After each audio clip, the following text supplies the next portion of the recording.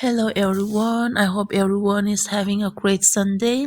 Today we are going to read from Matthew chapter 7 verses 13 to 20. Enter through the narrow gate, for wide is the gate and broad is the road that leads to destruction, and many enter through it. But small is the gate and narrow the road that leads to life, and only a few find it. Watch out for false prophets.